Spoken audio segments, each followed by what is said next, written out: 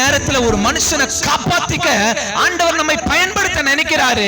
ஆனா நம்ம போய் அவங்க கிட்ட என்ன பண்றது இல்லைனாக்கா பேசுறது இல்ல. அப்படி பேசினாலும் மற்றவங்களை குறித்து பேசுறமே தவிர, மற்றவங்களுடைய குறைகளை போயிட்டு அந்த இடத்துல நிரப்பிட்டு வரமே தவிர, அவங்க விடுதலை ஆவறதுக்காக என்ன பேசுறோம், அவங்க வியாதியில இருந்து வெளியே வரதுக்காக ஆண்டவருடைய காரியங்கள் என்ன பேசுறோம், அவங்களுக்குள்ள இருக்கிற அந்த நிந்தைகள், போராட்டங்கள், பலவிதமான கேள்விகளுக்குள்ள இருந்து வெளியே வரதுக்காக சரியான நேரத்துல நம்ம மீட்டெடுக்கிறதுக்காக என்ன வார்த்தைகளை பேசுறோம்ன்றது ரொம்ப முக்கியம். ஆண்டவர் இன்னைக்கு சொல்றாரு, அந்த சரியான ஊழியத்தை உனக்காக நான் கொடுத்திருக்கிறேன், அதை செய்.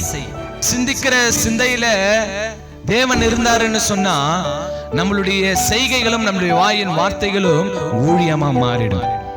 இருதயத்தின் யோசனை இயேசு கிறிஸ்துவுக்குரியதா இருந்துச்சுன்னு சொன்னா நம்முடைய செயல்கள் எல்லாம் ஊழியமா மாறிடும்.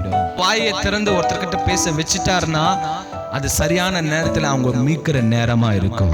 ஏதோ ஒரு வகையில அவங்க தப்பிச்சுக்கிறாங்கன்னு அர்த்தம், ஏதோ ஒரு வகையில அவங்க மீட்கப்படுறாங்கன்னு அர்த்தம். ஆமென். தேவையில்லாத எதுக்கு நம்ம இதை பேசணும், ஆண்டவருடைய காரியத்தை தேவையில்லாத எதுக்காக பேசணும் அப்படின்னு சொல்லி நம்ம நினைக்கலாம். அந்த ஆத்துமாவை மீட்கிற நேரம் அது. அல்லேலூயா, அல்லேலூயா. அதுதான் ஏற்ற நேரம்.